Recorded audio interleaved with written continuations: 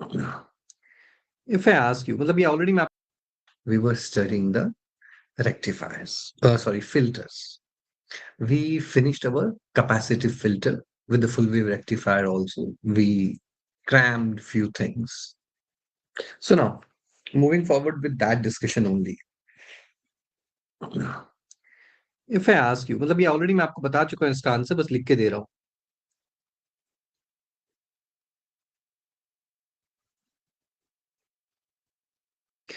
तो बेटा ripple factor inductor filter के केस में कितना आया था?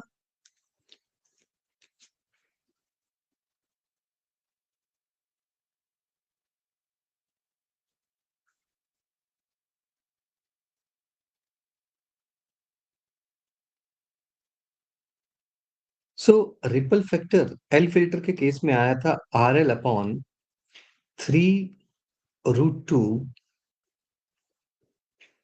ठीक है, तो ये हमारे रिपल फैक्टर निकल के आए थे. So ripple factor in case of an inductor filter is directly proportional to are.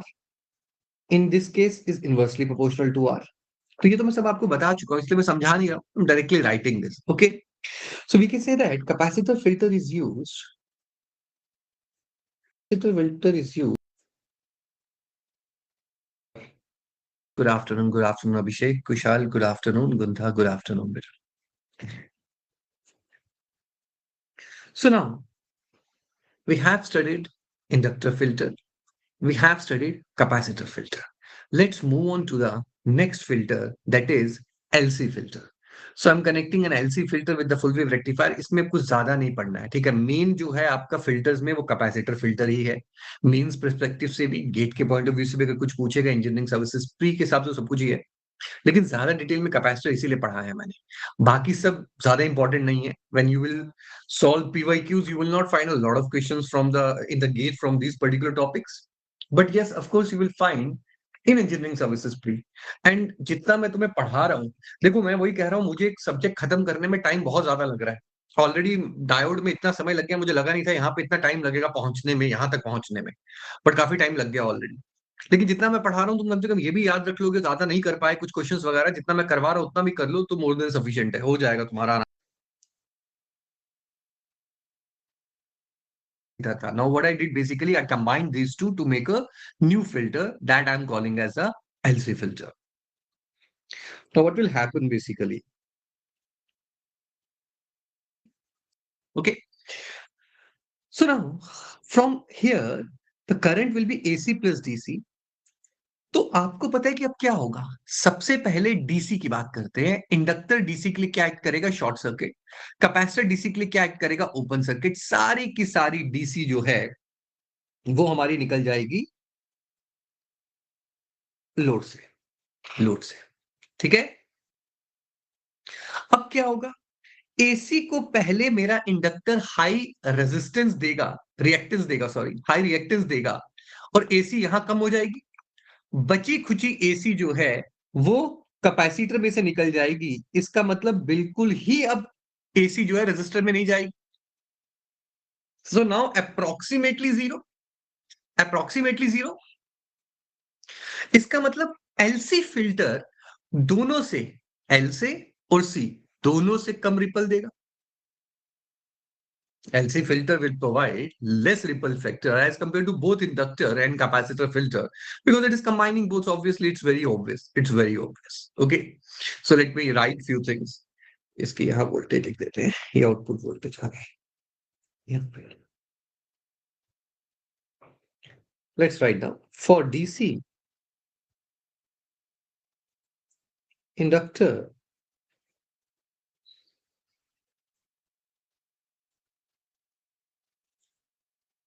will act as a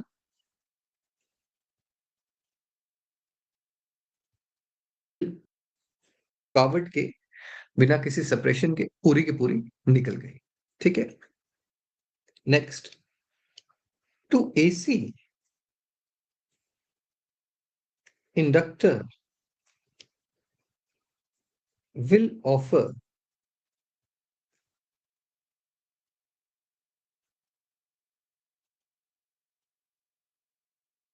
high resistance will reduce or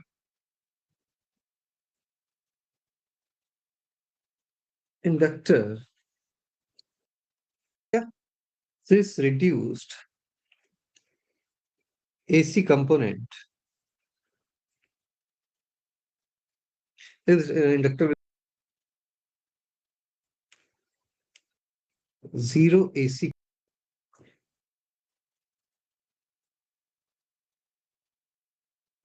ripple inductor field बारे में करें थोड़ा सा और एक दो पॉइंट देखते हैं।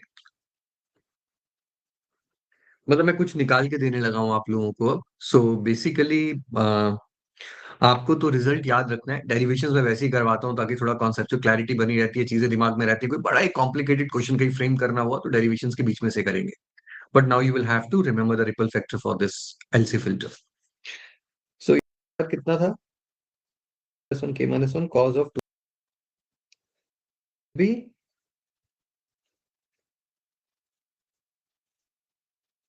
short circuit and capacitor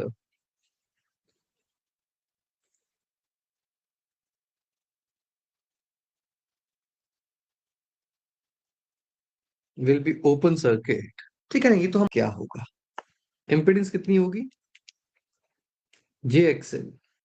लेकिन अगर मैं एलसी फिल्टर को कंबाइन करके बात करूं, और जैसा कि आप जानते ही हैं, हमने ऑलरेडी इसके बारे में काफी चर्चा करी हुई है कि बेटा जो एक्सेल है, इंडक्टिव रिएक्टेंस, क्या वो आरएल से बड़ा था कि छोटा था? सर बहुत बड़ा था।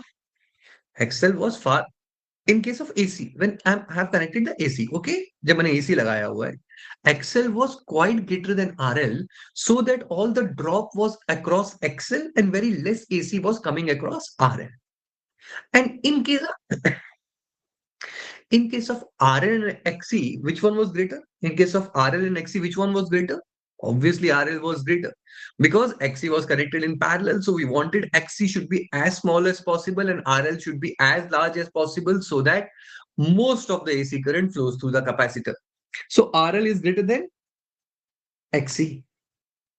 It means if you go for the parallel combination of RL and JXC, what will be the result?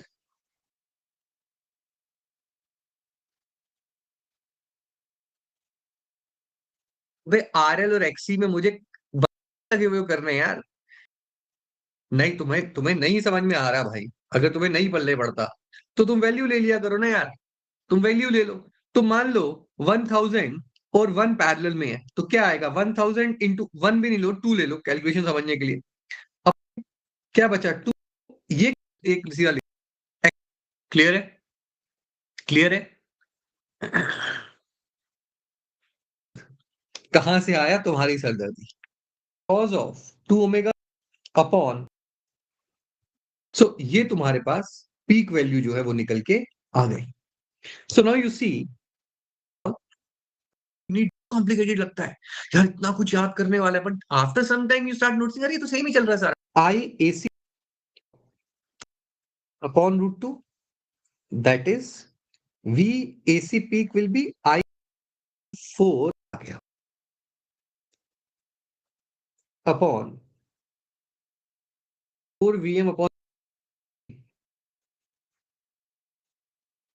Ripple factor क्या है, इंडिपेंडेंट ऑफ RL। तो भैया अब हमें टेंशन नहीं है कि लोड कैसा लेना है। अब हमें टेंशन नहीं है लोड कैसा लेना है। So this is another good thing कि रिपल फैक्टर जो है वो हमारा सही आया। रिपल फैक्टर जो है वो हमारा सही आया। ठीक है। एंड इफ यू सी मेरा एक्सेल एक्सी से बहुत बड़ा है कि छोटा है? एक्सेल एक्सी से बड़ा है कि छोटा है? बड़ा है। तो दिख ही रहा है, इतना तो पता ही है। यहां से देख के बताओ रिपल फैक्टर बड़ा आएगा छोटा आएगा? रिपल फैक्टर बड़ा आएगा छोटा आएगा? Very small, very small.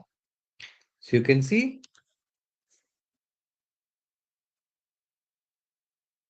Ripple factor is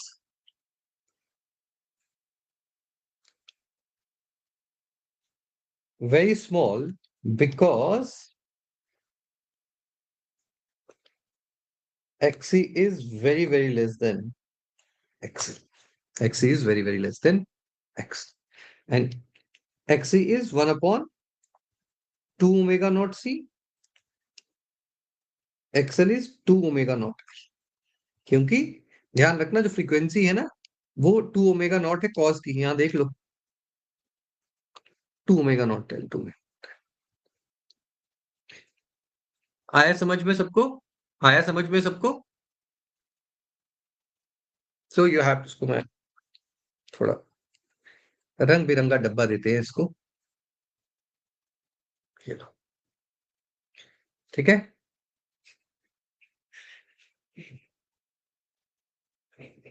Prince, पूरी रामायण खत्म हो गई और अब तुम पूछ रहे हो राम जी और सीता जी कौन थे।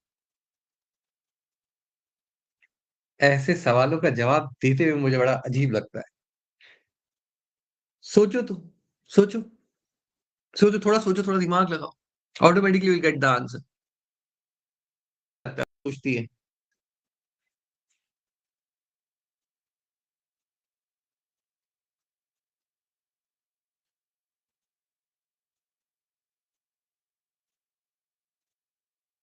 दो ही। भैया ये आज का तुम्हारा होमवर्क है, you people will find out what is omega naught. ये तुम्हारा होमवर्क, इतना पढ़ने के बाद तुम्हें अब तक ये समझ में नहीं आ रहा है ना? पोल करवाने का मतलब ही नहीं है, आधे कुछ कह रहे हैं आधे कुछ कह रहे हैं, फिर सीरीज बनाते हो। आती है, सोचो, आज कोई बात नहीं, सोचो इसका आंसर अपना। I binding divided by 2 voltage DC and if कोई एम बाई, यार फिर एक काम करते हैं ना, ऐसा कर लेंगे तो यार बहुत बढ़िया हो जाएगा फिर तो। कैसा करने की सोच रहे हो?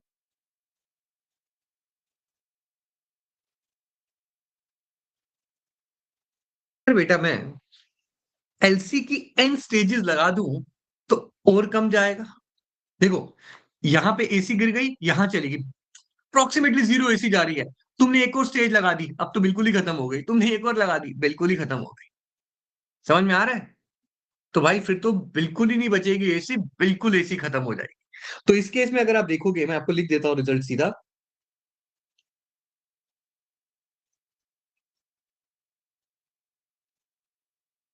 मल्टी सेक्शन फिल्टर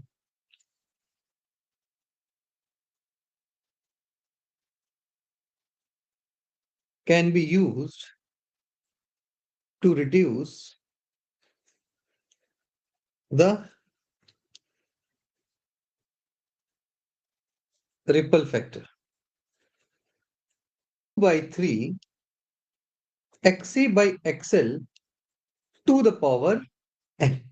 ठीक है, तो जो यहां पे था सेम वही, बस इसको पावर इन कर देते। ठीक है ना, √2/3 XC by XL to the power n। Okay,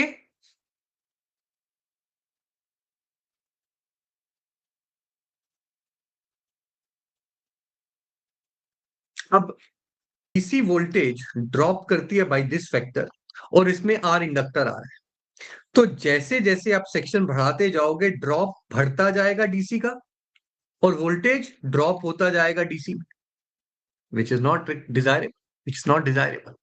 सो एक लिमिट तक ही बढ़ा सकते हो स्टेजेस, ऐसा नहीं है लगा दी ढेर सारी स्टेजेस अब तो प्योर डीसी निकाल करेंगे, ऐसा नहीं है। ठीक है, आगे समझ? तो इस पॉइंट को भी लिख देते हैं। प्रैक्टिकल इंडक्टर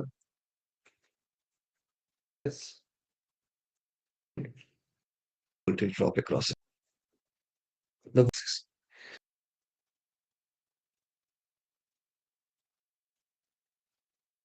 तो अब बताओ, अभी जल्दी से बताओ, लगा पता ओमेगा नॉट क्या है कि नहीं पता लगा अभी तक?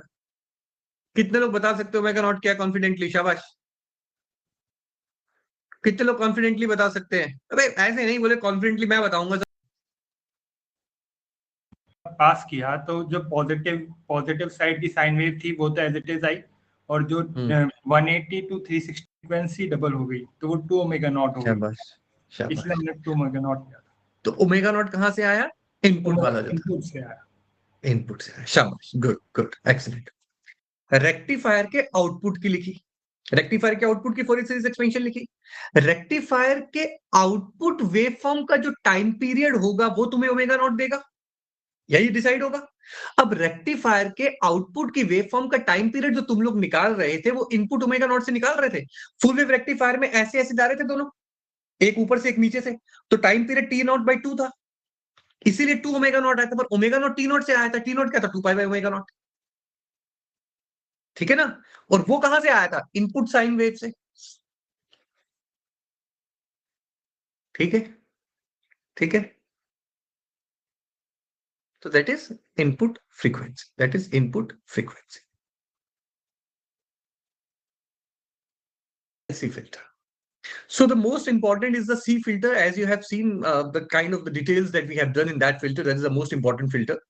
L filter is also very easy. You just have to remember the ripple factor. Similarly, LC filter is also easy. You just have to remember the ripple factor. I have done the derivations for the LC, L, and C because C is obviously important. Let's keep it aside. That is an important person. But talking about L and LC, ripple factor derivations are important from the mains perspective. That's why I have done that.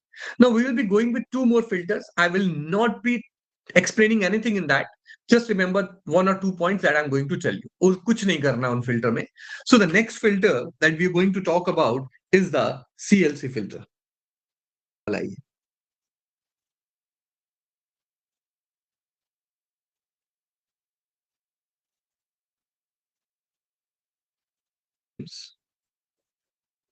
ये आपके पास इसका ripple factor निकल के आता है, और ये minus V R by two, याद है, just go and check your notes also.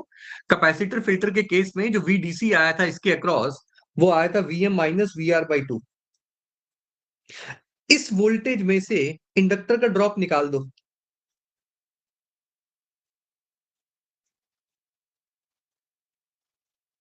लो भाई, मिल गया आपको वीडीसी यहाँ पे आउटपुट पे, जो वीडीसी आएगा वो this will be VM minus V R by two, subtract the drop of the inductor IDC into resistance of the inductor, you will get your answer. Okay, so this is our CLC filter. बस इसमें इतना याद रखना है कि CLC filter में ये दो चीजें, कहीं प्री में कहीं कुछ पूछ ले तो ये ना हो कि आप बोलो कि ये क्या आ गया अचानक से, ठीक है। नेक्स्ट,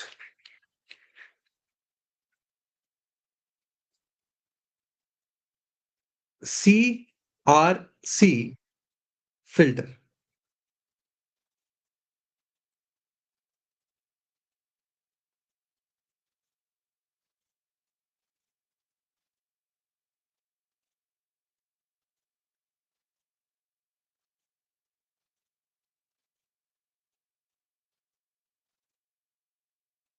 ठीक है, next,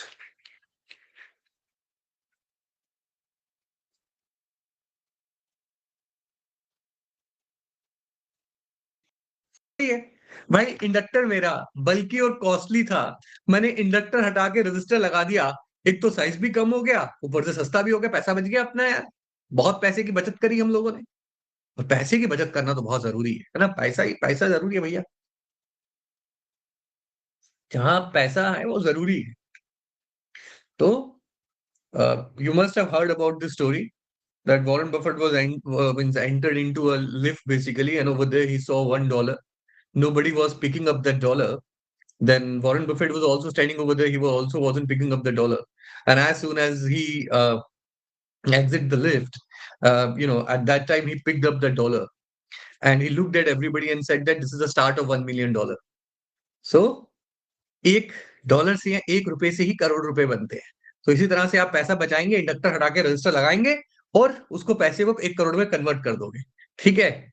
but the thing is that every time when we do something it is at a cost of something, isn't it? Trade off तो रहता है। तो अगर मैंने कुछ ऐसा किया तो इसका नुकसान भी आया होगा, नुकसान भी हुआ होगा। क्या नुकसान हुआ होगा? नुकसान ये हुआ कि भैया रेजिस्टेंस बढ़ गई, ऑब्वियस सी बात है, रेजिस्टेंस बढ़ गई, इंडक्ट कम हो गई, तो नुकसान हो गया, नुकसान हो गया, ठीक है।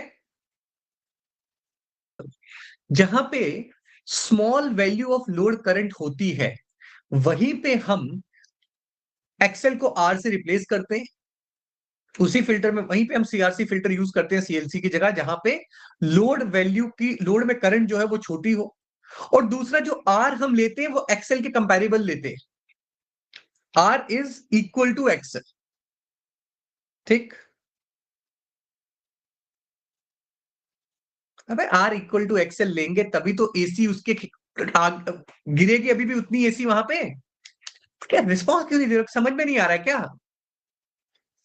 दोबारा से बताऊं, दोबारा से बताऊं। मेरा कहने का तात्पर्य देखो क्या है, यहां पे आते हैं। मैंने कहा यहां पे इंडक्टर लगा हुआ है, इंडक्टर की रिएक्टेंस एक्सेल है, और आपको पता है एक्सेल की वैल्यू आरएल से बहुत बड़ी होती है।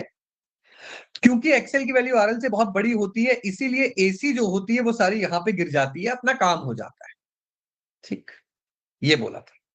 मैंने कहा अगर मैं अब एक्सेल की जगह कोई रजिस्टर आर लगाऊंगा, तो भाई अभी भी तो उस आर की वैल्यू जो है वो एक्सेल के बराबर होनी चाहिए, ताकि अभी भी सारी वोल्टेज यहीं गिरे, एसी वाली यहां ना जाए। लेकिन जब मैंने ऐसा किया तो बेटा जो डीसी जा रही थी उसमें रजिस्टर साहब जो है वो I DC square into R power dissipation करेंगे, जो कि ज्यादा होगी, नुकसान हो गया। ये बोल रहा था। अब सही है, अब सही है, अब सही है ना? चलो फिर लिख देते हैं, सही चीज को लिख देते हैं फिर। फॉर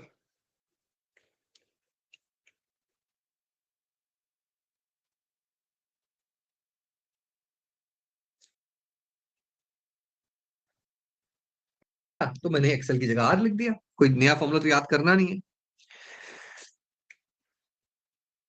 इसमें आ जाएगा। कोशिश।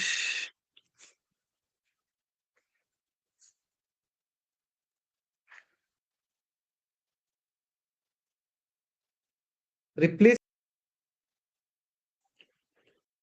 But at the DC output voltage decreases. So this was about the CRC filter. CRC filter. आगे सबको समझ में?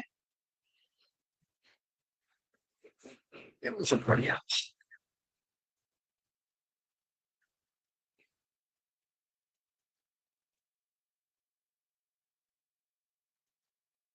जिसमें आपने कैपेसिटर फिल्टर लगाया हो, ठीक है, आपने कैपेसिटर फिल्टर लगाया होगा। And what happened basically, you remove the load. आपने काम कर लिया, आप लैब में बैठेगा, स्टेप बाय स्टेप मन तो करता हो कि सर्किट बनाओ, पहले मैं ऐसे सुनाओ पड़ेगी पहले स्टेप की। फिर आपने बहुत बढ़िया अपनी कबर्ड में समर हो गया, लेकिन तब भी पावर सप्लाई ऑन थी। तो क्या हुआ, कैपेसिटर अभी भी चार्ज है, कैपेसिटर के ऊपर अभी भी वोल्टेज है। फिर आपने क्या किया, फिर पावर सप्लाई बंद कर दी। जब आपने पावर सप्लाई बंद करी, कैपेसिटर अपने लेफ्ट देख रहा है, कैपेसिटर अपने राइट देख रहा है, उसको डिस्चार्ज होने का रास्ता ही नहीं मिल रहा। कैपेसिटर भाई साहब को डिस्चार्ज होने का रास्ता ही नहीं मिल रहा, लेफ्ट साइड पे ओपन हो रखे हैं डायोड, राइट पे कुछ बचा नहीं। उसने कहा चुपचाप वोल्टेज अपनी होल्ड कर लेता हूं, क्या करूं मैं, कोई चारा तो है नहीं। तब गए आप कैपेसिटर को जाके आपने उठा लिया। तो क्या था वो चार्ज आपके थ्रू गया और आप चार्ज हो गए पूरा का पूरा। बात समझ में आई? तो यार ये तो बहुत ही गंभीर समस्या हमारे सामने प्रकट हो गई, क्योंकि तो आपको पता है, तो अब आप ध्यान रखेंगे कि पहले आप सप्लाई ऑफ करेंगे और फिर उसके कुछ समय के बाद आप लोड को हटाएंगे, जब तक अपना कैपेसिटर वहां से डिस्चार्ज हो चुका होगा। लेकिन कोई नौसिखिया, नया बच्चा, ठीक, तो हमें क्या करना होगा, ह्यूमन लाइफ की रक्षा करनी होगी। ठीक है, तुम्हारे जैसा ना सत्या, सत्या मासूम सा बच्चा है ना, हमें ह्यूमन लाइफ की रक्षा करनी होगी। ह्यूमन लाइफ की रक्षा करने के लिए, ठीक है, मजा ही आ जाएगा क्या, रेजिस्टेंस के थ्रू, दैट्स वाई इसको कहते हैं ब्लीडर रेजिस्टेंस। ठीक है, कैसे है देख लेते हैं। करवाया, जिसका नाम हमने रखा खूनी रेजिस्टेंस,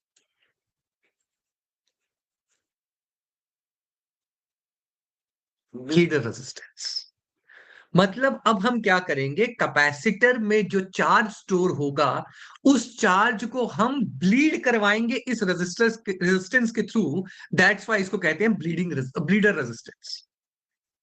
ठीक है, कैसे है देख लेते हैं।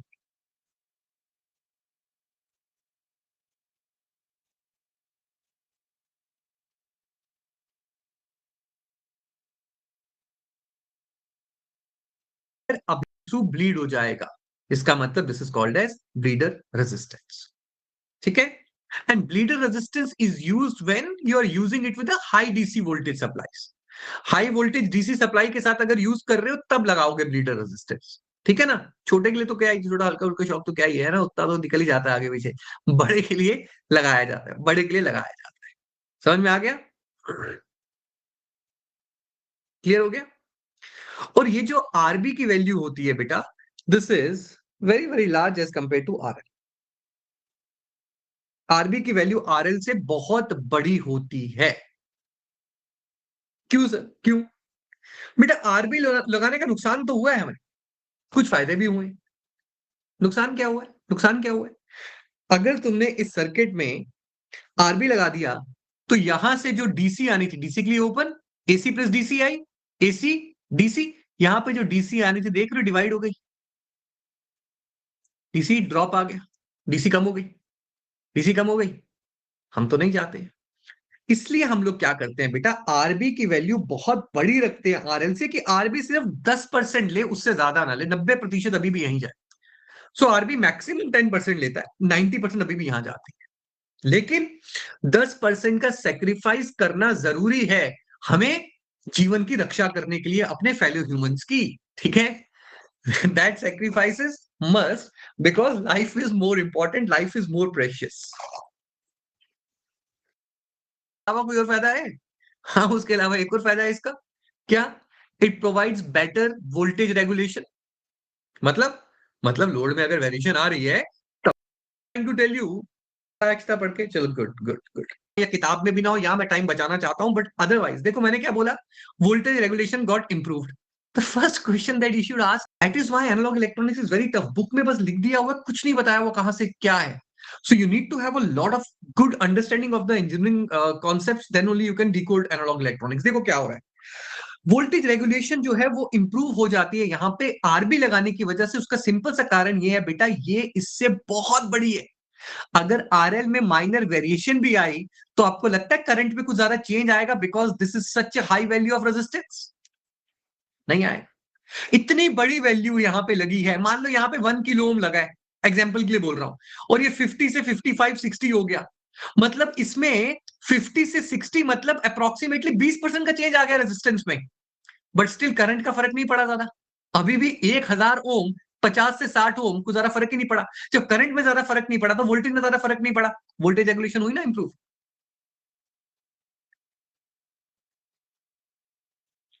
आई बात समझ में? बाकी एक पॉइंट और लिखते हैं हम लोग, ठीक है, कि आरबी को हम यूज कर सकते हैं, ठीक है, वोल्टेज डिवाइडर की तरह। मतलब आरबी की वैल्यू कम ज्यादा कर सकते हैं ताकि हम डिजायर्ड आउटपुट यहां पे टैप कर सके। मान लो मुझे पहले 5 वोल्ट चाहिए, मैंने यहाँ पे कुछ रेजिस्टेंस रखी। अब मुझे 10 वोल्ट चाहिए तो मैंने यहाँ पे रेजिस्टेंस की वैल्यू जो है वो बढ़ा दी ताकि ज्यादा करंट जाए। ठीक है, so accordingly we can by tapping this RB, we can tap what by using RB as a voltage divider circuit, we can find tap whatever output we want to tap from the load।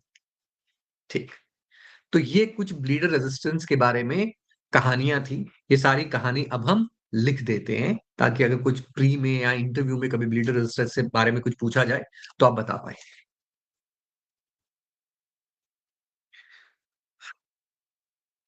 Bleeder resistor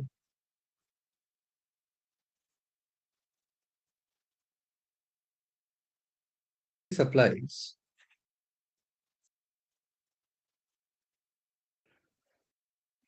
if disconnected। Next point,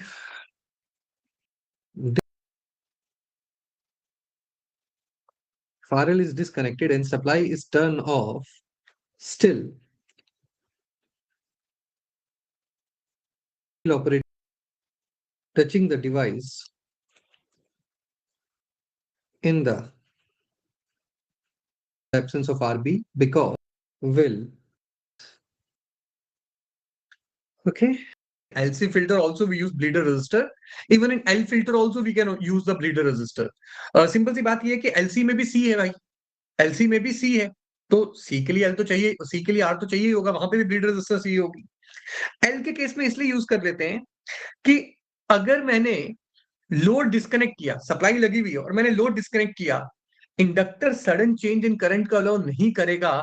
तुमने अचानक load disconnect कर दिया, उसके पास path नहीं है, पर path तो उसको चाहिए, तो वो उसके लिए क्या करेगा, एयर को आयनाइज कर देता है, because very high electric strength gets generated over there around the order of 10 power 6, भूल गया वोल्ट पर सेंटीमीटर समथिंग, भूल गया वैल्यू अब, उतनी हाई इलेक्ट्रिक फील्ड जनरेट कर देता है और वो आयनाइज कर देता है एयर को. तो उस केस में भी स्पार्क आ जाएगा. तो तब भी हम आरबी रखते हैं कि तुमने अगर चलते उसमें से लोड हटा भी दिया तो इंडक्टर करंट आरबी में से निकल जाए, वहां पे आयनाइज ना हो एयर, स्पार्क ना प्रोड्यूस हो, कोई डैमेज ना हो सर्किट को. ठीक है, ठीक है. draws only load current. लिख लो, फिर कॉपी कर रहा हूं.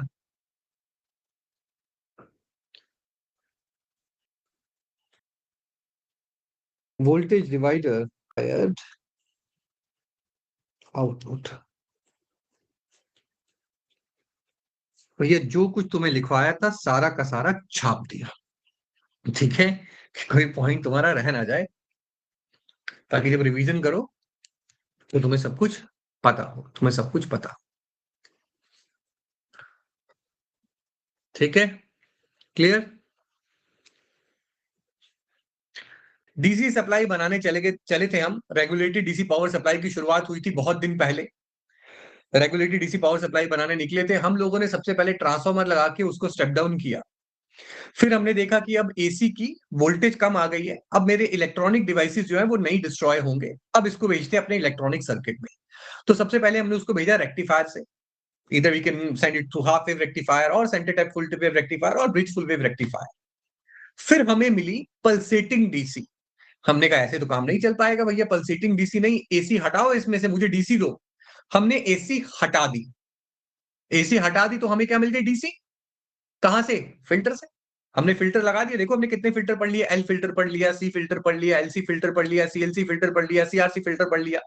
ये सब लगा के बेटा हम लोग अब डीसी अचीव कर सकते हैं. मिल गई डीसी, काम खत्म. लेकिन ये डीसी जो मिली है ये अनरेगुलेटेड डीसी मिली है. क्या मतलब सर, ये मतलब बहुत सुनने को मिलता है अनरेगुलेटेड. क्या क्या है ये, क्या है ये. तो देखो क्या है ये अनरेगुलेटेड. कहने का उसका तात्पर्य क्या है कि अनरेगुलेटेड डीसी है. कहने का उसका तात्पर्य ये है that suppose the AC at the socket before the transformer, if somehow that AC voltage varies because of any variation, output जो supply आ रही है उसमें variation आ गई, if that AC will vary, don't you think the step down AC at the secondary will change? Yes, of course that will change. Then don't you think the output of the rectifier will change? Yes, that will change. Then don't you think the output of the filter will change? Yes, that will change. So if that will change, then how it is a regulated DC power supply? It is unregulated. It is changing. It is unregulated DC now. So if you want to make it a regulated DC supply, you will have to go for line regulation. That if there is variation in the line, still my DC should not change. There should be line regulation. Fine, fine. Similarly, suppose line voltage does not change, but the load resistance changes. Line voltage didn't change, but suppose the load voltage, load resistance got changed or the load got changed. If the load will change, again the output will change, the DC power supply will change. Again, it is unregulated DC. Although you're getting DC, I'm not denying this fact. I'm saying that you're getting DC, but the output is getting changed. I am saying that even if my load is changing, still my output should not change. So I need load regulation also. I need load regulation also. That is, no matter whether line changes or load changes, in both the cases, my DC output, the DC power supply should maintain at a constant value. This is what I want to achieve. Clear? Clear? Now, how to achieve this big task? Because it's a big task. Line voltage is changing, still my DC should be same. Load is changing, still my DC should be same. How are you going to achieve such a difficult task? With the help of a very simple device, that is a diode. But this time I'm using a special diode, which we call as Zener diode. Only one small element or device, that is Zener diode, is going to achieve such a big thing. So now we are going to see how it happens, and we are going to study and analyze this Zener diode. So, अच्छे दिन संजय, मैं क्या बोलूं, ये तो तुम लोगों के ऊपर है, तुम कितना समझ पाते हो। पहले ही बता रहा हूं, Zener डायोड पे गेट वाले सवाल पूछते हैं, और क्यों पूछते हैं? क्योंकि बच्चों से नहीं बनते हैं, ठीक है। लेकिन मैं पूरी कोशिश करूंगा कि तुमसे Zener डायोड के सारे सवाल हल हो जाए। So I'll try my level best to make sure that you solve all the questions of the Zener diode. But for that, you people also have the analyzation power कि ऐसा होगा तो ऐसा होगा, ऐसा होगा तो ऐसा होगा. But I'll try to make it as simple as possible. बिल्कुल डिटेल में उसको खोल दूंगा। टफ कुछ नहीं होता है। टफ क्या है? टफ कुछ नहीं होता है। समझ में आ गया तो आसान, नहीं आया तो टफ। तो कोई चीज टफ है तो टीचर की नालायकी है। यही मैं कहता हूँ। इतने सालों में मैंने एक ही चीज सीखी है, अगर कोई चीज टफ है तो वो टीचर की नालायकी है। मैं क्या कर सकता हूँ उसमें? भाई कुछ चीजें टफ होती हैं, लेकिन अगर टीचर उसको ढंग से पढ़ा दे तो वो उतनी टफ नहीं लगती है। टफ तो जो है वो है ना। अब नाइक्विज टफ है तो है, लेकिन जब मैंने नाइक्विज पढ़ाया था तो मैंने नाइक्विज पूरा खोल के रख दिया था। उसके बाद भी तुम नहीं सीखो तो वो मेरी गलती नहीं है। बात समझ रहे हो? तो मैं पूरा समझाऊंगा, समझना तुम्हें है। लेकिन अब मेरी बात सुनो ध्यान से। तुम लोगों को कुछ नहीं पता Zener डायोड क्या होता है ना? तुम्हें पता है Zener डायोड क्या होता है? Do you know what is Zener diode? नहीं, नहीं पता है। तो मैं तुम्हें थोड़ा सा Zener डायोड समझा देता हूं।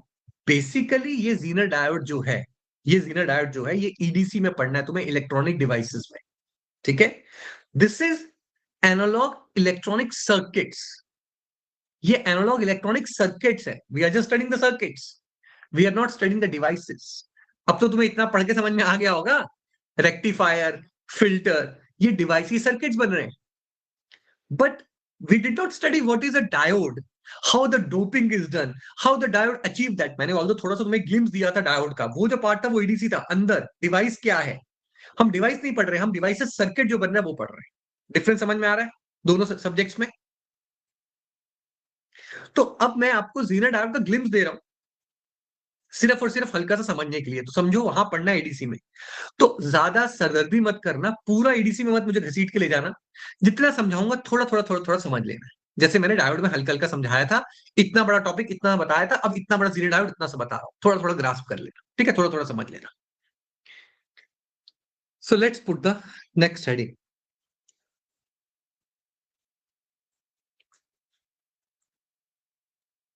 Zener diode. सबसे पहले चलते हैं हम लोग Zener डायोड में।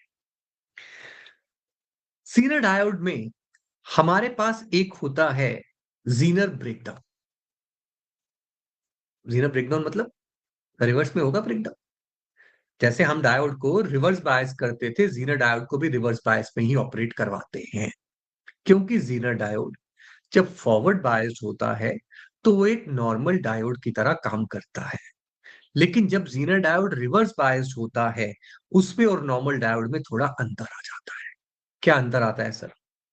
Zener डायोड रिवर्स बायस में ऑपरेट करवाया जाता है ब्रेकडाउन रीजन के बाद।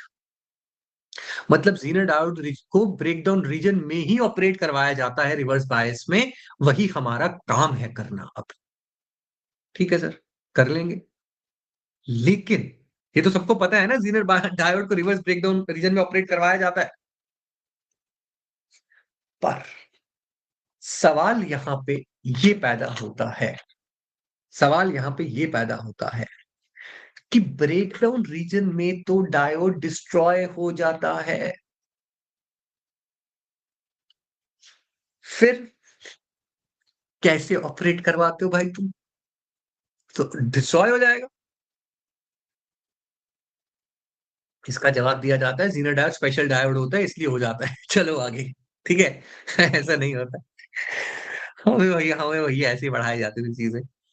ऐसा नहीं होता है, ऐसा नहीं होता है। देखो क्या होता है, जीनर डायोड और नॉर्मल डायोड में जो अंतर है, वो सबसे पहला अंतर ये है, Zener diode is a heavily doped diode.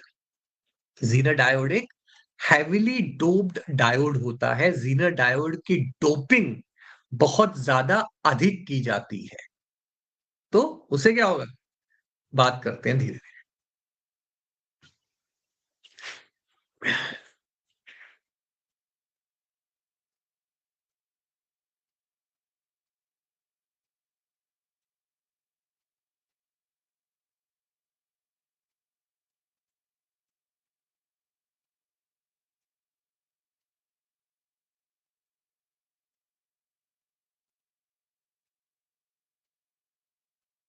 C depletion क्या था, में बोरॉन था, सपोज पी साइड था हमारे पास, पी साइड पे ट्राइवेलेंट इम्प्यूरिटी थी, उसने एक इलेक्ट्रॉन ले लिया, यहां से जो इलेक्ट्रॉन आया एन साइड से उसने ले लिया, और वो क्या बन गया, नेगेटिव आयन बन गया, लेकिन उसके 8 इलेक्ट्रॉन पूरे हो गए।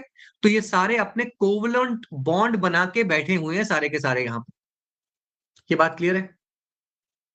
ये बात क्लियर है?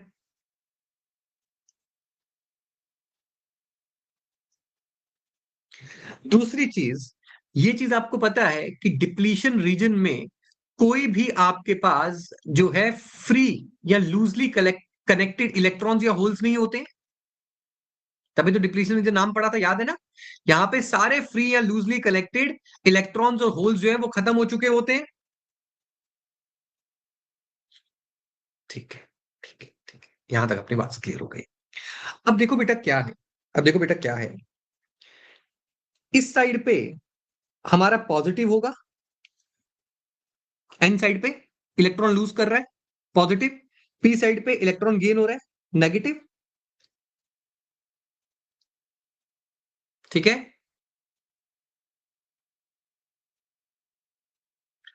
अब क्योंकि फ्री इलेक्ट्रॉन नहीं है, सारे के सारे यहां पे एटम्स प्रॉपर कोवलेंट बॉन्ड बना के बैठे हुए अपने वैलेंस इलेक्ट्रॉन में, मतलब 8-8 की बॉन्डिंग पूरी करके बैठे हुए हैं यहां पे।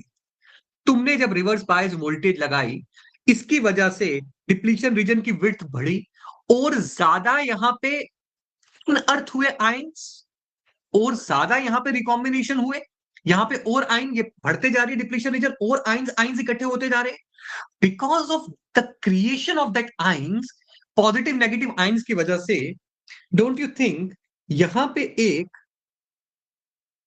इलेक्ट्रिक फील्ड जनरेट हो रही है, and the direction of the electric field is from positive to negative.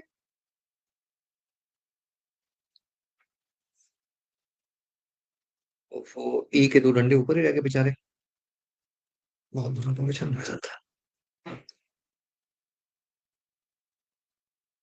मैं आपको भी जीनर ब्रेकडाउन सिखा रहा हूँ क्या है, थोड़ा सा आइडिया देने के लिए, बाकी आगे तो नहीं बताऊंगा पूरा ये, एक ही बताऊंगा, एवलांच नहीं समझाऊंगा। इलेक्ट्रिक फील्ड जनरेट होगी पॉजिटिव से नेगेटिव। अब अगर ये इलेक्ट्रिक फील्ड जो है वो सफिशिएंट हुई, तो आप समझ रहे हो कि ये जो एटम के कोवलेंट बॉन्ड हैं, उन कोवलेंट बॉन्ड में जो होल्स या इलेक्ट्रॉन्स होंगे, डिपेंड मतलब सॉरी इलेक्ट्रॉन्स होंगे, डिपेंडिंग ऑन किस साइड की बात कर रहा हूं, जो इलेक्ट्रॉन्स होंगे वो इलेक्ट्रॉन्स फोर्स की वजह से रप्चर हो जाएंगे, कोवलेंट बॉन्ड रप्चर हो जाएगा, और वो इलेक्ट्रॉन छूट जाएगा वैलेंस बैंड से, निकल जाएगा, फ्री हो जाएगा। समझ में आ रहा है ना कि वो एक इलेक्ट्रॉन अपने को बैठा हुआ है वैलेंस बैंड में, और कोवलेंट बॉन्ड बना के बैठा है, तुमने एनर्जी दिए जा रहे हो, दिए जा रहे हो, खींचे जा रहे हो उसको एनर्जी से, खींचे जा रहे हो उसको एनर्जी से। एक टाइम इतनी एनर्जी आएगी कि वो टूट के बाहर निकल जाएगा, and once it is free electron, don't you think it will get accelerated by this huge electric field? And electron moves opposite to the direction of the electric field. Okay, तो जो यहां पे इलेक्ट्रॉन होगा अपना, वो टूटेगा and it will be swept towards N side. जो भी इलेक्ट्रॉन होंगे यहां से टूटेंगे और वो इलेक्ट्रॉन्स जो हैं वो एन साइड की तरफ भागेंगे।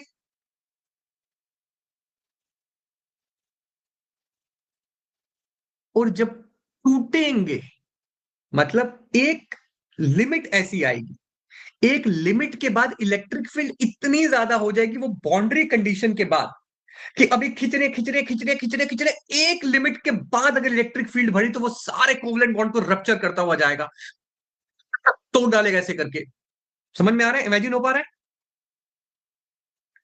समझ रहे हो? एकदम बैराज ऑफ इलेक्ट्रॉन्स छूटेंगे, बाढ़ आ जाएगी एकदम इलेक्ट्रॉन्स की। जैसी एक लिमिट के ऊपर जाएगा धड़ाधड़ अंदर कोवलेंट बॉन्ड टूट रहे होंगे और इलेक्ट्रॉन एक्सेलरेट होते हुए भाग रहे होंगे। इमेजिन हो पा रहा है?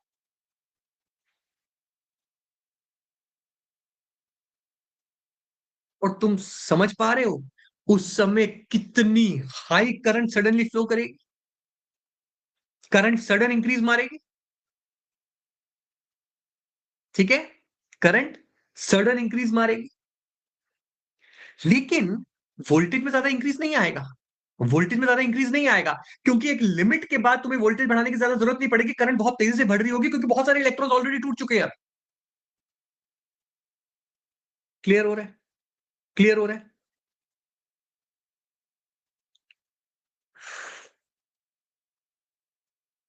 अब ये हो गया जीनर ब्रेकडाउन। ये जो ब्रेकडाउन हुआ ये हुआ जीनर ब्रेकडाउन। ठीक है, बट अक्सर बात बोली जाती है जीनर ब्रेकडाउन हाई डोपिंग में होता है, जीनर ब्रेकडाउन हाई डोपिंग में होता है। क्यों है? क्यों हाई डोपिंग में होता है भाई? हर किताब में तुम्हें ये शब्द लिखा हुआ मिल जाएगा, हर किताब में तुम्हें ये शब्द लिखा हुआ मिल जाएगा, Zener breakdown happens in a high dope diode. High doping is a must for Zener diode, Zener breakdown. But the question is why? इस गुत्थी को भी सुलझाते हैं आज, इस गुत्थी को भी सुलझाते हैं। सी, ये जो तुम्हें इलेक्ट्रिक फील्ड चाहिए कोवलेंट बॉन्ड की रप्चरिंग के लिए, this electric field is not a small field that you are looking at. This electric field is not a small field that you are looking at. I do not remember the precise value, but rough calculation मुझे हल्की हल्की value याद है। लड़ाई मत करना, क्योंकि देखो मैं मतलब बात समझ रहे हो ना, मैंने ईडीसी कई सालों से नहीं पढ़ाया। I have not taught EDC for so many years, so I do not remember the values of the EDC. So somehow if this value comes out to be incorrect, do not fight with me. But 99.9999999% I will be correct. I will be needing 10 to the power 6 volt per meter. This high value of electric field you need basically to rupture it. Do you think this high electric field value you can achieve with your DC voltages of 5, 10, 15, 20 volts? Will you be able to achieve this much per meter? 10 to the power 6, that is 1000 kilovolt of voltage you need per meter. Yeah, it's impossible. It's impossible. You won't be able to achieve this. But sir, we need Zener breakdown, so we will have to achieve it somehow. Okay, so can I write like this? It is equivalent to 1 volt per micrometer. चलेगा? चलेगा? अब achievable, अब achievable लग रहा है कि हाँ 1 volt तो मैं ले आऊंगा। अब एक क्या सर, मैं 10 भी ले आऊंगा, चलो 10 भी मैं दे देता हूँ आपको, 20 भी दे दूंगा मैं आपको। अब अच्छा लग रहा है। लेकिन सर पर माइक्रोमीटर इतने कम में कैसे करोगे?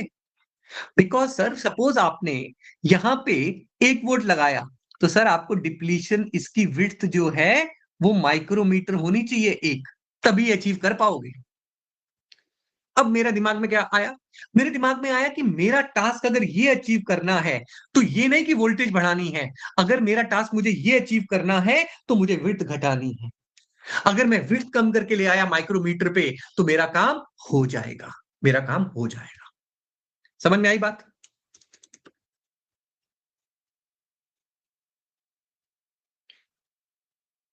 अब बेटा जिन बच्चों ने ईडीसी पढ़ा हुआ है या कॉलेज में कभी थोड़ी सी पढ़ाई करी थी, वो ये बात जानते होंगे कि जो डिप्लीशन रीजन की विड्थ होती है वो इनवर्सली प्रोपोर्शनल टू डोपिंग होती है।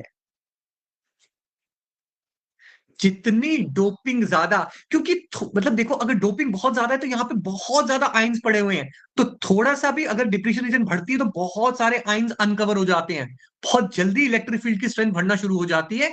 तो इसलिए डोपिंग ज्यादा होती है तो विड्थ कम होती है। ठीक है, ठीक है। और अब सर विड्थ कम होगी, काम हो गया, अपना डोपिंग हाई कर दो।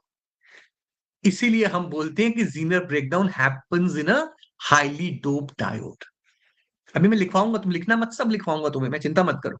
पर अभी समझ लो बस चीजें, क्योंकि ये ईडीसी का पार्ट है, थोड़ा सा जीनर डायोड पढ़ लोगे ना, थोड़ा फील आता है हाँ मैं जीनर डायोड पढ़ रहा हूँ, फिर मैं क्वेश्चन लगाऊंगा तो तुम्हें अच्छा लगेगा। अदरवाइज ये कुछ नहीं आने लगा एग्जाम में। एग्जाम में तुम्हें न्यूमेरिकल आने सॉल्व करने के लिए, पर मैं तुम्हारी फीलिंग के लिए तुम्हें थोड़ा सा समझा रहा हूँ। जितना जितना मुझे याद है जीनर डायोड का थ्योरी में, उतना तो तुम्हें समझा रहा हूँ अभी, ठीक है। So width is inversely proportional to doping. तो बेटा हम डोपिंग बिल्कुल बढ़ाते जाएंगे और हाईली डोप्ड कर देंगे, ताकि ये हाईली स्मॉल हो जाए और इतनी छोटी विड्थ हो जाए, अपना काम हो जाए और हमें जीनर ब्रेकडाउन मिल जाएगा, इलेक्ट्रिक फील्ड अपनी स्ट्रांग हो जाएगी। आगे बात समझ में, आगे बात समझ में, ठीक है, ठीक है। और बेटा वैसे हम लिखते हैं जो ब्रेकडाउन वोल्टेज होती है, this breakdown voltage is directly proportional to the width, that is breakdown voltage is also inversely proportional to the doping.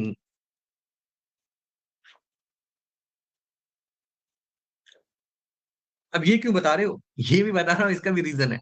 पहला काम खत्म हो गया, इलेक्ट्रिक फील्ड हाई ले आए, कोवलेंट बॉन्ड रप्चर कर दिए, कोवलेंट बॉन्ड रप्चर करके high barrage of electrons release कर दिए। तो हमने ये देख लिया कि जीनर डायोड को जब हम ब्रेकडाउन में ऑपरेट करवाएंगे बहुत हाई करंट जाएगी, and it will B because of the Zener breakdown. इतना सबको क्लियर है, इतना सबको क्लियर है। अब मैं तुम्हें एक बहुत ही खतरनाक क्वेश्चन का जवाब दे रहा हूं जो तुम्हें कोई नहीं देगा। चीजें मुझे भी भूल रही हैं, अभी तो मैं बता रहा हूँ चीजें मुझे भी भूल रही हैं, but I am trying to make a flow of the topic in my mind. देखो क्या है, अब एक बात बताओ, breakdown voltage directly proportional to width होता है या इनवर्सली प्रोपोर्शनल टू डोपिंग होता है? तो जितनी डोपिंग ज्यादा होगी उतनी ब्रेकडाउन वोल्टेज कम होगी, उतनी ब्रेकडाउन वोल्टेज कम होगी। अब डिफरेंट डिफरेंट किताबों में ब्रेकडाउन वोल्टेज की जीनर ब्रेकडाउन के लिए जो रेंज दी हुई है वो अलग अलग दे दी हुई है। रजवी जो है वो 3 से 8 वोल्ट बोलते हैं कि अगर ब्रेकडाउन 3 से 8 वोल्ट के बीच में होगा तो वो जीनर डायोड का जीनर ब्रेकडाउन होगा। मेल्विनो लीच बोलते हैं कि लेस देन 4 वोल्ट और less than equal to 4 volt is zener breakdown, greater than 6 volt is avalanche breakdown. ये जो है बोलते हैं अपने Malvino Leach. So different people say different kind of things, but we will see that. But what I'm trying to tell you over here is that for Zener breakdown, for not Zener diode, ये ध्यान रखना मैं Zener breakdown की बात कर रहा हूं। दो ब्रेकडाउन होते हैं, Zener breakdown and avalanche breakdown. दोनों ही ब्रेकडाउन Zener diode में होते हैं। Zener diode में दोनों ब्रेकडाउन है, ऐसा नहीं है Zener diode मतलब Zener breakdown। इस कंफ्यूजन निकाल दो दिमाग से। सर नाम से तो ये लगता है, हाँ हाँ, पहले जीनर ब्रेकडाउन ही निकाला गया था, तो जीनर ब्रेकडाउन के नाम पे जीनर डायोड रखा गया। फिर हमने देखा कि जीनर डायोड अगर थोड़ा सा कम लाइटली डोप्ड है और वोल्टेज 8 वोल्ट के ऊपर निकल गई या 6 वोल्ट के ऊपर निकल गई मेल्विनो लीच के हिसाब से, तो एवलांच ब्रेकडाउन हो जाता है जीनर डायोड में, but it works in the same manner. Okay, नाम इसलिए जीनर डायोड ही है उसका, ठीक है। मैं लेकिन अभी बात कर रहा हूँ जीनर ब्रेकडाउन की, मैं भी बात कर रहा हूँ जीनर ब्रेकडाउन वाले इफेक्ट की, because zener breakdown effect is little bit complicated, students are unable to understand, वो टफ है। इसलिए मैं जीनर ब्रेकडाउन डिटेल में समझा रहा हूँ ताकि कभी ईडीसी पढ़ो तो काम आ जाए तुम्हारे, ठीक है। सो नाउ इसका मतलब ब्रेकडाउन वोल्टेज कम होगी, और मैंने अभी बताया तुम्हें कि मेल्विनो लीच कहते हैं 4 वोल्ट या 4 वोल्ट से नीचे होगा तो होगा ब्रेकडाउन वोल्टेज होगी तो जीनर ब्रेकडाउन होगा। रिजवी के हिसाब से 8 भी ले लो भाई तो जीनर ब्रेकडाउन। कहना क्या चाह रहे हो समझ आ गया भैया, कि ब्रेकडाउन वोल्टेज कम होती है जीनर डायोड की, समझ गए हम। अब बोलना क्या चाह रहे हो, देखो मैं बोलना क्या चाह रहा हूं, कि नॉर्मल डायोड डिस्ट्रॉय क्यों हो जाता है और जीनर डायोड डिस्ट्रॉय क्यों नहीं होता। एक रीजन,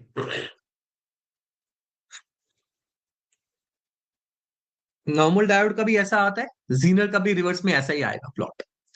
लेकिन बेटा फर्क इतना होगा कि जब जीनर ब्रेकडाउन करेगा तो वोल्टेज होगी अप्रोक्सीमेटली 4 ही मान लो मैक्सिमम, और नॉर्मल डायोड जब करेगा तो 50 वोल्ट के करीब पहुंची होगी।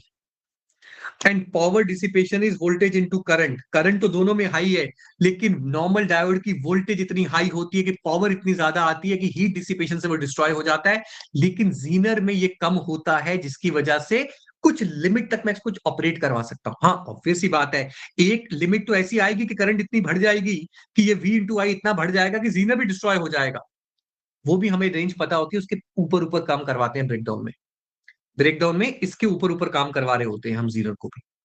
लेकिन जीनर के लिए मुझे कुछ रेंज मिल जाती है ब्रेकडाउन में, जिसमें मैं काम करवा सकता हूं, बिकॉज जीनर की वोल्टेज कम है। जीनर की वोल्टेज कम है। आई बात समझ में?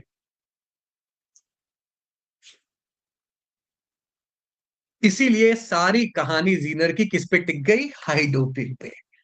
जो तुम्हारे किताब में बस एक शब्द लिख दिया जाता है, in Zener diode we go for high doping. अब सोचो क्यों। क्या बात है लोकेश, क्या बात है।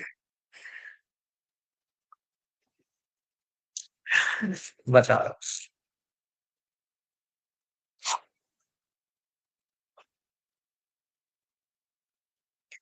Lokesh, I was saying that basically what happens in the reverse bias condition of the diode gets destroyed. Why does the diode gets destroyed? The diodes get destroyed because the heat generation is very high, and because of that heat the diode gets destroyed. So why does high heat comes? Because the power dissipation is a lot when the diode is working in the reverse bias condition, because the power is product of voltage and current. When it is working in the reverse bias condition, it is VBR, and it is the reverse bias condition, matlab IS, I not भी लिखते हो, is the reverse current. Okay. What happens basically in both, whether I'm talking about Zener diode or I'm talking about normal diode, in both the cases, the current is very high in the reverse bias condition. In the reverse bias condition, after breakdown region, the current in both, is really very high. But in case of Zener, the voltage is around 3 to 4 volt in the breakdown. When Zener breakdown is happening, I'm not talking about the avalanche. Please remember, Zener breakdown is happening. It is 3 to 4 volt. But in case of diode, it is 50 to 60 volt, the breakdown voltage. So in case of diode, this heat, this power is very large, it gets destroyed. But in case of Zener, it will give you a small value because of the voltage, it does not get destroyed. But what happens basically, if I plot the characteristics of, मैंने बड़ा expand करके बनाया, अभी थोड़ी देर में दिखाऊंगा साफ सुथरे. If I plot the characteristics of Zener, we say that this is the V breakdown. यहाँ पे breakdown हो गया. So this is I Zener knee. We call it as knee. This is V Zener knee. We will see later on. So at this point, at the breakdown, when the breakdown starts happening in the Zener diode, or when the Zener breakdown starts happening, there is a rupturing of the covalent bond starts happening. At that time, suppose this is IZK and this is VBR. And after some time, when the voltage is Vz, the current has reached a value. We call this value as IZ max. That is, if the current exceeds this Iz max value, the Zener will also get destroyed, because obviously when the current is increasing from here to here, the power dissipation is constantly increasing in case of Zener also. So there will be some limit of current, there will be some boundary limit for current after or beyond which, if you increase the current value, the Zener will also get destroyed. Okay? Okay? Lokesh, is it clear? And moreover, as we already know that we are going to operate Zener in the reverse bias condition, we already know that when I'll be operating the Zener in the breakdown region, it will be producing a lot of heat. So we provide heat sinking systems also, heat sink cap, so that we increase the surface area so that heat get dissipated very quickly.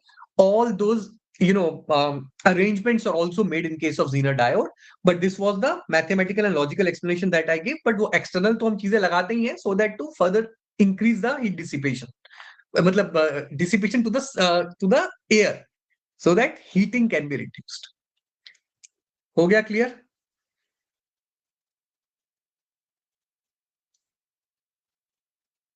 सो ये कहानी है अपनी Zener breakdown की। अब avalanche breakdown क्या होता है? ठीक है, अब देखो एवलांच मैं हल्का सा बोल देता हूं, मैं लिखूंगा नहीं, मैं कुछ नहीं करूंगा, एक बार में समझ में आया तो ठीक, नहीं आया तो भी ठीक, मुझे बस हल्की सी फीलिंग देनी थी तुम्हें। सीनर नी ये सब V zener I zener maximum क्योंकि मैं यूज करने वाला हूं, तो वैसे तो हम डायरेक्ट ही यूज करते हैं एनालॉग इलेक्ट्रॉनिक्स में, मुझे लगा कि तुम्हें फील नहीं आएगा, फिर तुम दुखी हो जाओगे जीनर में, इसलिए थोड़ा सा मैंने फील देने के लिए बताया। एवलांच में क्या होता है? एवलांच में we do not have very high doping, doping अभी भी हाई रहती है, but we do not have very high doping, because of that what happens basically, when you increase the voltage, this time what happens basically, there is no rupturing of the covalent bond, but what happens basically, the free electron, whatever free electron that is available at that point, कुछ ना कुछ free electron तो होंगे ना इधर, ये तो ऐसा तो है नहीं कि बिल्कुल भी फ्री इलेक्ट्रॉन नहीं है, that free electron will move with the speed whatever is imparted to it, and that free electron is going to strike the electron which is in the covalent bond. Okay, ये एक electron था, भले ही मैं बात समझने की कोशिश करना, भले ही नेगेटिव लिख रहा हूं इलेक्ट्रॉन, ठीक है, भले ही मेरे कहने का मतलब है कि अभी तुमने हाई डोपिंग नहीं करी है, पर बिल्कुल भी कम डोपिंग नहीं कर दी है, यानी कि डोपिंग बिल्कुल ही कम कर दी हुई है, it's good doping, okay, it's good doping still in the Zener diode, but now the doping is not very high, because of that the electric field is not very high, not so high that it is rupturing the covalent bond, but so high that it can impart a good energy to the free electron, whatever free electron is available, because ऐसा तो नहीं है ना कि depletion इस समय बिल्कुल ही खत्म होगा, कुछ ना कुछ तो बचा ही होगा छोटा मोटा, वो छोटा मोटा एनर्जी लेके भागता है, जब वो एनर्जी लेके भागता है तो वो जाके अपने एटम को जाके स्ट्राइक करता है, टकराया जाके वो एटम के साथ, एटम के वैलेंस बैंड में इलेक्ट्रॉन पड़े हुए हैं, 8 कोवलेंट बॉन्ड बना रखे हैं उसने, 4 कोवलेंट बॉन्ड 8 इलेक्ट्रॉन्स के लिए, उसने जाके जोर से मारा उसको, जैसे ही उसने मारा उसने उसका इलेक्ट्रॉन फ्री कर दिया, जैसे ही उसने उसको मारा उसने उसका इलेक्ट्रॉन फ्री कर दिया नॉकिंग से, और खुद तो फ्री था ही, तो ये टक्कर से फ्री हुआ, ये खुद फ्री था, अभी भी तो वहां पे क्या है, इलेक्ट्रिक फील्ड, उसने फिर इसको एक्सेलरेट किया, ये फिर भागा, इसने जाके फिर एक एटम को टक्कर मारी, एक जनरेट किया, एक खुद, ये भी तो यही काम करेगा, ये भी टक्कर मारेगा, एक जनरेट किया, एक खुद, इन्होंने फिर आगे जाके टक्कर मारी, फिर एक जनरेट किया, एक खुद, एक जनरेट किया, एक खुद, फिर टक्कर मारी, एक जनरेट किया, एक खुद, एक जनरेट किया, एक खुद, देख रहे हो, this process will keep on happening, multiplying, बाढ़ आ गई, एवलांच, एवलांच क्या होता है, एक बॉल होता है छोटा छोटा, ऊपर स्टार्ट होता है, धीरे धीरे धीरे बढ़ता जाता है एकदम, isn't it an avalanche effect happening over here?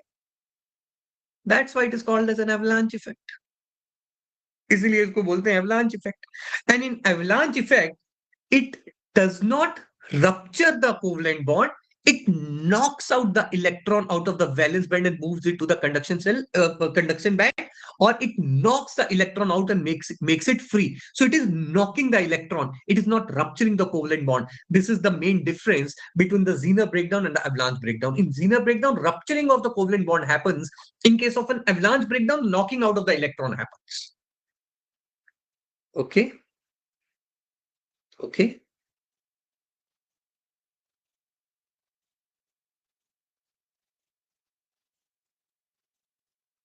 good, good, good. Next is the Zener diode has negative temperature coefficient of voltage. Zener diode का negative temperature coefficient है voltage का, मतलब सर, मतलब क्या बोल रहे हैं? What I mean to say that, ये इंटरव्यू का क्वेश्चन है, ये सेकंड टाइम जब मैंने आईएएस दिया था ना, मतलब क्या हुआ था, मैंने जब सेकंड टाइम आईएएस दिया था, वो मैंने हंसी खेलते में ऐसे ही दिया था, कभी सुनाऊंगा कहानी आज नहीं, मैं ऐसे ही देने चला गया था बस, और मेरा ऐसे ही हो गया था गलती से, और मुझे ऐसी इंटरव्यू कॉल आ गई, और तब मैं ऑलरेडी पढ़ा रहा था, ठीक है ना। तो मैं इंटरव्यू भी देने चला गया।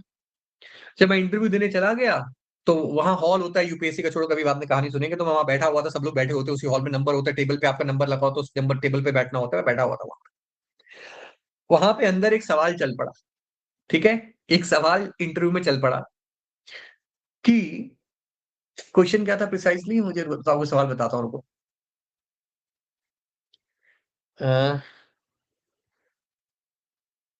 हमारे पास, मुझे पूरा सवाल याद नहीं है, बस मुझे लास्ट का बता रहा हूँ आपके इंपॉर्टेंट पॉइंट, जो साहब पे सब फंस रहे थे। हमारे पास टेम्परेचर वेरिएशन बहुत ज्यादा है, लेकिन मुझे वोल्टेज रेगुलेटर को बनाना है, तो हम क्या यूज करेंगे? बच्चे सब बोलते थे तो जीनियर डायोड यूज करेंगे, ठीक है। फिर वो बोलते थे बट इतनी वोल्टेज वेरिएशन होने के चलते रेगुलेटेड पावर सप्लाई तो कर नहीं पाएंगे अचीव, तो क्या करोगे कि तुम वहां पे जीनियर डायोड से रेगुलेटेड वोल्टेज सप्लाई ले लो। सवाल समझ में आया? क्योंकि क्या होता है बेटा, जीनर डायोड का टेम्परेचर कोफिशिएंट, जब जब जीनर ब्रेकडाउन होता है, जब जीनर ब्रेकडाउन होता है, तो टेम्परेचर कोफिशिएंट जो है वो नेगेटिव होता है, इट इज अप्रोक्सीमेटली -1.5 मिलीवोल्ट पर डिग्री सेल्सियस। मतलब 1 डिग्री बढ़ने पे जीनर डायोड की ब्रेकडाउन वोल्टेज 1.5 मिलीवोल्ट कम होती है, ठीक है। ठीक है, बात समझ में आ रही है? तो बेटा, अगर टेम्परेचर फ्लक्चुएट हुआ, तो जीनर डायोड के जैसे जैसे टेम्परेचर बढ़ेगा, ब्रेकडाउन वोल्टेज नीचे आएगी, जैसे जैसे टेम्परेचर घटेगा, ब्रेकडाउन वोल्टेज ऊपर जाएगी। तो कहां रही रेगुलेटेड पावर सप्लाई? वो तो फिर फ्लक्चुएट होने लग गई, वो तो फ्लक्चुएट होने लग गई। अब अगर आप जीनर डायोड वो वाला यूज कर रहे हैं जिसमें एवलांच इफेक्ट है, तो एवलांच इफेक्ट का temperature coefficient of voltage positive होता है। टेम्परेचर बढ़ता है, ब्रेकडाउन वोल्टेज बढ़ती है एवलांच इफेक्ट में, टेम्परेचर घटता है, ब्रेकडाउन वोल्टेज घटती है एवलांच इफेक्ट में। आई बात समझ में? तो उन्होंने सवाल पूछा था कि तुम कैसे करोगे। भाई किसी को जवाब नहीं आ रहा है, मैं बाहर बैठा हूँ। अब कुछ वहां पे स्टूडेंट्स को पता ही था, because I was already teaching at the institute, तो उन लोगों ने मैंने इंटरव्यू सेशन लिया ही था, तो उन लोगों ने इंटरव्यू गाइडेंस प्रोग्राम में तो मुझे देखा ही था कि मैं क्लास लेके गया हूँ, तो कई लोगों ने पहचान लिया मुझे, और कई लोगों को पता था, ऑलरेडी निकाल चुके हैं आईएएस। तो they came to me and then started asking कि सर ये बता दो क्या होगा। So it was a very tricky question. मैंने तो इसलिए बता दिया क्योंकि मुझे दोबारा से कोई मतलब नहीं था एग्जाम निकालने से, ठीक है ना। मैं तो बस ऐसे ही पहुंच गया था घूमता फिरता, क्योंकि मैं दिल्ली में ही था, दिल्ली में इंटरव्यू आया, मैंने कहा चलो दे आते हैं, सुबह उठ के करना क्या है, दे आते हैं इंटरव्यू, ऐसे गया था मैं। अदरवाइज अगर मैं फर्स्ट टाइम दे रहा होता इंटरव्यू, तो मैं इस सवाल का जवाब किसी बच्चे को नहीं बताता, क्योंकि मुझे पता था कि ये सवाल जब मेरे से पूछा जाएगा, मैं अंदर जाके बताऊंगा तो मेरे मार्क्स बढ़ेंगे। भाई ऐसा ही होता है, रिलेटिव कंपटीशन है भाई, देखो रिलेटिव कंपटीशन है, ये तो ध्यान रखना है हमें। It is a relative competition. के नीचे जीनर ब्रेकडाउन, 6 वोल्ट के ऊपर एवलांच ब्रेकडाउन, इसका नेगेटिव टेम्परेचर कोफिशिएंट, इसका पॉजिटिव टेम्परेचर कोफिशिएंट, इनके बीच में बोथ हैं। 4 से 6 वोल्ट के बीच में दोनों इफेक्ट हो रहे होते हैं। क्यों? 4 के जैसे जैसे ऊपर जाने लगते हो, इलेक्ट्रॉन एनर्जी ले लेके नॉकिंग करना शुरू कर देता है, और रप्चरिंग तो ऑलरेडी हो रही है, तो रप्चरिंग प्लस नॉकिंग दोनों शुरू हो जाती है, और जैसे जैसे मैं इसके आगे निकलता जाता हूं, जीनर ब्रेकडाउन इफेक्ट कम होता जाएगा, एवलांच ब्रेकडाउन इफेक्ट बढ़ता जाएगा, 6 वोल्ट के ऊपर जीनर खत्म हो चुका होगा, एवलांच ओवरटेक कर चुका होगा। आगे समझ में?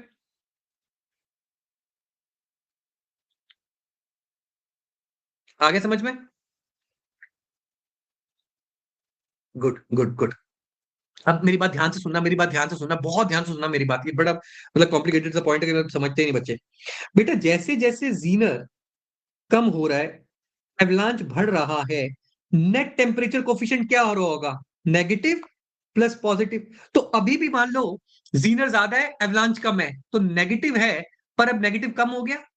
फिर और सेंटर की तरफ गए तुम, जीनर अभी भी नेगेटिव, एवलांच पॉजिटिव, लेकिन अब जीनर नेगेटिव कम हो गया, एवलांच बढ़ गया, तो नेगेटिव और कम हो गया।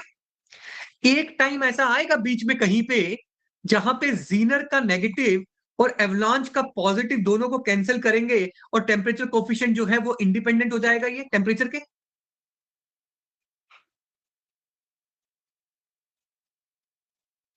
हम वहां पे काम करवाएंगे जीनर डायोड, हम उस वोल्टेज पे जीनर डायोड को काम करवाएंगे, फिर हमारी टेम्परेचर फ्लक्चुएशन का कोई असर नहीं होगा। चलो समझ में आया तो ठीक, नहीं आया तो कोई बात नहीं, कोई बात नहीं। चलो भाई, अब करें कार्य स्टार्ट छापने का।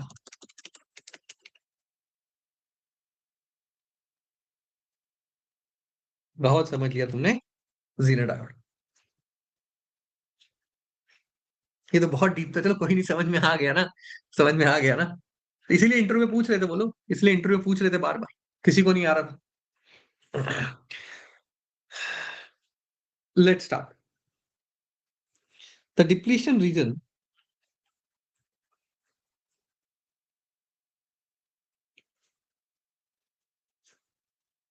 पीएन जंक्शन लिखते हैं normal, connected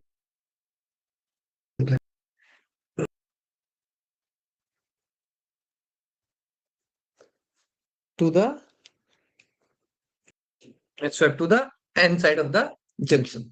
This effect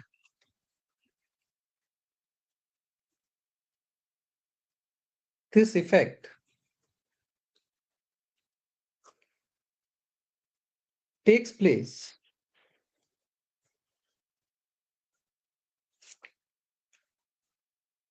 at a field strength of 1 volt per micrometer. Such high fields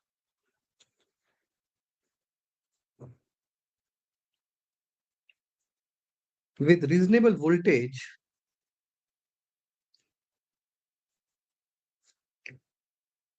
this is called, okay, with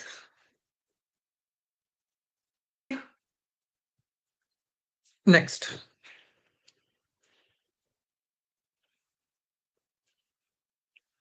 When the breakdown is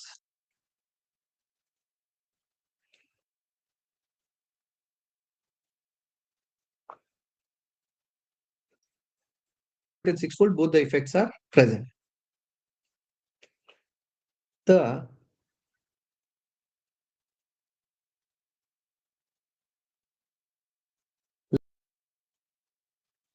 greater than 6 volt, that is avalanche.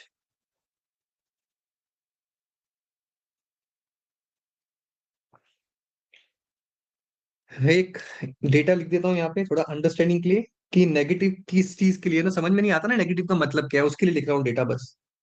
For a Zener diode, जो common data है, value VBR is 3.5 volt, उसका temperature coefficient हम ले रहे हैं। ये कोई design किया हमने जीनर डायोड जिसमें वीबीआर इतना है और उसका टेम्परेचर कोफिशिएंट है -1.5 मिली वोल्ट पर डिग्री सेल्सियस। तो इसको देख के आपको समझ में आ जाएगा कि नेगेटिव का मतलब क्या है, कि टेम्परेचर राइज होने पे वोल्टेज इससे गिरेगी। पॉजिटिव मतलब टेम्परेचर राइज होने पे वोल्टेज ब्रेकडाउन की बढ़ेगी। ठीक है, ठीक है बेटा, समझ में आ गया? ठीक। इसके बाद मैंने तुम्हें क्या बताया था? अच्छा, वो इंटरव्यू क्वेश्चन वाली कहानी।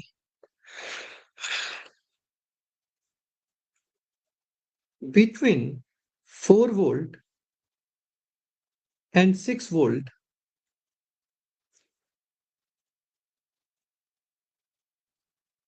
other word with breakdown voltages, मैं VBR लिख रहा हूं, with VBR between, this is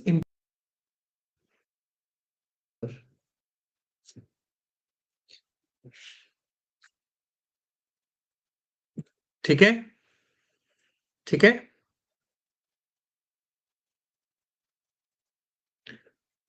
तो अभी इतना ही रखते हैं, क्योंकि फिर मुझे इसके बाद इसका अब आपको क्या दिखाना है, मुझे इसके कैरेक्टरिस्टिक्स ड्रॉ करने हैं। ठीक है, मुझे इसके कैरेक्टरिस्टिक्स ड्रॉ करने हैं, तो फिर वो कैरेक्टरिस्टिक्स ड्रॉ करूंगा, उसमें जो जो वैल्यूज लिखूंगा तो मुझे आपको बताना पड़ेगा कि उस किस वैल्यू का क्या मतलब है, उसका क्या है।